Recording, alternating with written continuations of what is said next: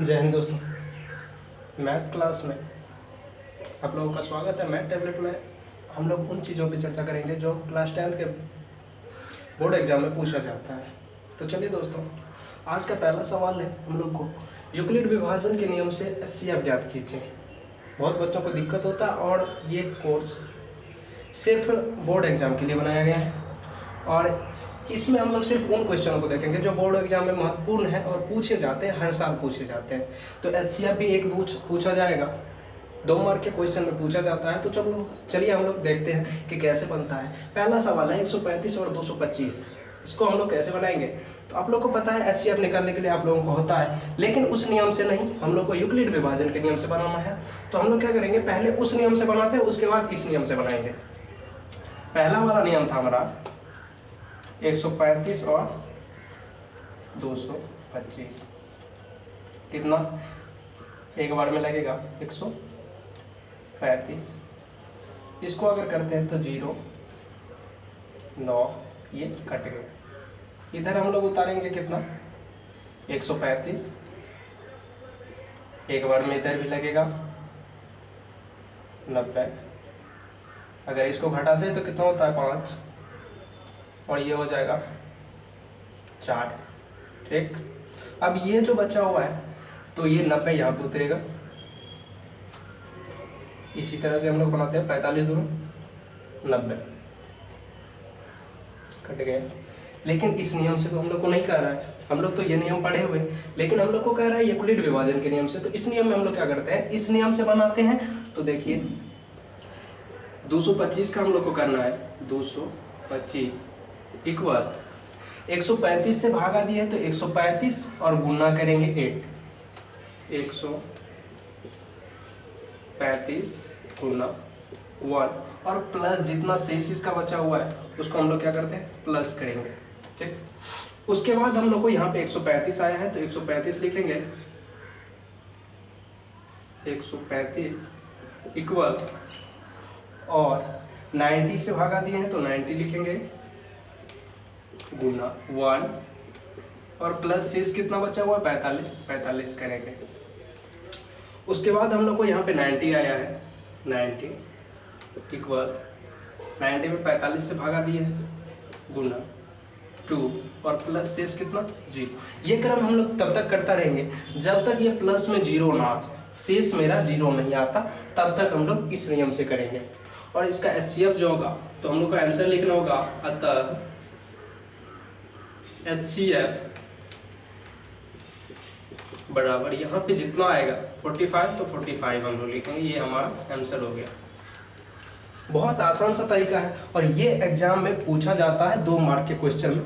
तो हम लोग इस तरीका से बनाएंगे। इसको अगर करना है, अगर किसी विद्यार्थी को ऐसे डायरेक्ट नहीं करने के लिए आता है तो इस नियम से कर सकते हैं, उसके बाद इस नियम से कीजिएगा। इसको रॉन्ग पेज पे आप लोग बना लीजिएगा साइड में और उसके बाद इस तरीका से बनाइएगा। ठीक है दोस्तों, तो एक सवाल हम लोगों ने देखा और दूसरा सवाल हम लोग देखते हैं।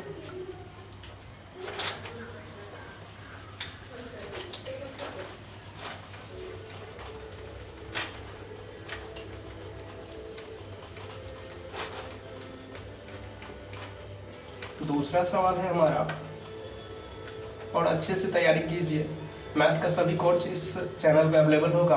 आप लोग मैथ टैबलेट को चैनल को सब्सक्राइब कीजिए और ज़्यादा से ज़्यादा शेयर कीजिए ताकि ऐसा ही नया नया वीडियो आप लोगों के पास आता रहे।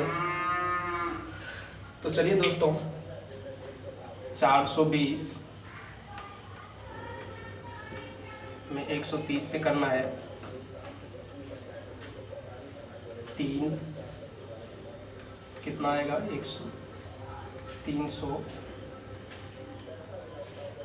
13 दिया। हाँ ठीक है, अब इसमें से हम लोग को घटाएंगे कितना होगा 0 9 30 और इधर ये कैंसिल हो जाएगा। इधर रहेगा कितना 130 और इसमें भागा देंगे कितना लगेगा 3 4 120, इसको 0 हो जाएगा 1, इधर कट गया।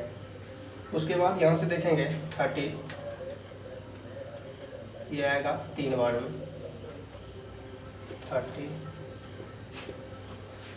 इस तरीक़ा से तो हम लोग बना लिए। अब यूक्लिड विभाजन के नियम से बनाएंगे, तो इसको लिखेंगे 420 इक्वल जितना से भागा दिए उसको 130 गुना 3 और प्लस में शेष आया हम लोग को 30, तो 30।